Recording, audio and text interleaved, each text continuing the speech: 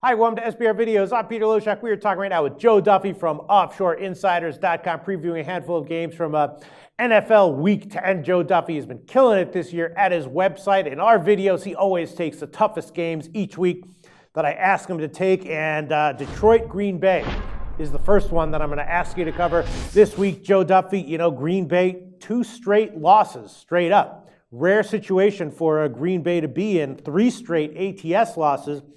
I thought that they might be a good bet to bounce back last week. Of course, the Panthers, a very tough, very impressive team this year. Now they're going against, a team in disarray. Detroit, they're giving 11.5 points. The question is, how strong is Green Bay likely to bounce back here? How much of an edge do they have? And is 11.5 too many points, too few points? I'm not exactly sure. I've stayed off this game as of yet. It feels like a tough one to me. That's why you're getting it, Joe Duffy. What do you have to tell us about this game? Well, Peter, the ironic thing is I've been a longtime critic of Matt Stafford, so you would think that I'm having a spectacular year fading him all year. Not necessarily, because I always say that he's predictably unpredictable, and I keep waiting for him to bounce back because there is a reason why he keeps his starting job. He always has that physical ability, and then he'll throw you off by coming up with a great game. That hasn't quite happened this year. Still, NBA and the NFL, without question, are 2 big regression to the mean sports. And when you have a team with a winning percentage of 150 or less, and they have at least 13 days, remember, I've said time and time again, in the NBA and NFL, it's really true in college football too, but rest benefits the teams that need the rest the most. Mm-hmm. And a team that, like Detroit's playing terribly, when you have a winning percentage of 150 or less, and 13 days rest, getting at least 6 points, very staggering, 27-6 against the spread, and 20-4 going back to 1989, at getting 7.5 points or more. So that's 83.3%.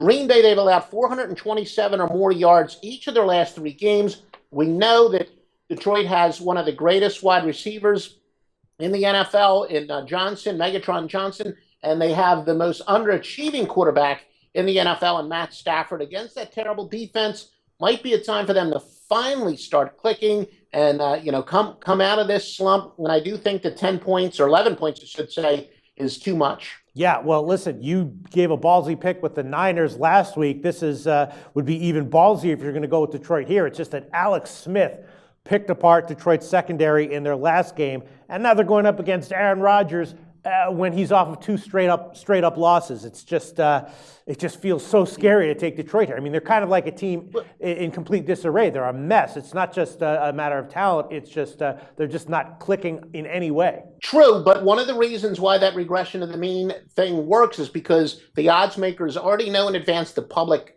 always prefers to bet superior teams, which sure. There's no question Green Bay is far and away the superior team. It's what I call psychological juice, that if you bet on Detroit and lose, it seems to somehow hurt more than if you bet on Green Bay and lose. And like I said, I've always heard people say something like, if I'm going to lose, I'd rather lose with Green Bay. And that's almost a self-fulfilling prophecy there. You do have to pick ugly sometimes to win. I wrote an article, I think it's, you got to pick bad to pick good or something like that. I wrote an article 10 years ago, and it's really documented it. Detroit is an underachieving team.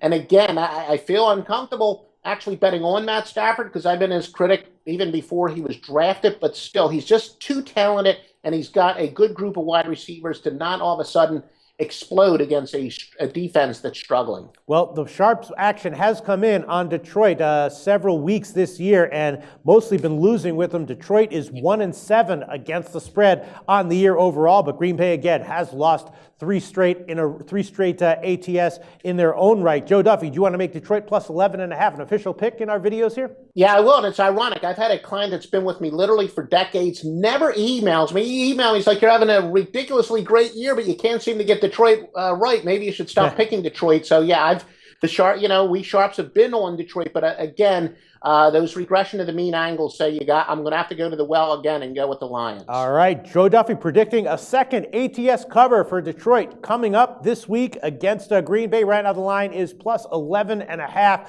Joe Duffy, these are all very tough games, but the games you feel like you have a strong edge on, always go at your website, offshoreinsiders.com. Give a plug for that. Yeah, I'm in the midst of literally the greatest football season ever recorded, college and pro. Last week wasn't as great as some of the previous weeks, but I already have another, by the way, undefeated with money line outrights this year in the NFL. Another one goes this weekend. It is an underdog again. A ton, probably, yes, it is the single strongest college football Saturday of the season. All the details at offshoreinsiders.com. Very exciting, Joe. Thanks so much.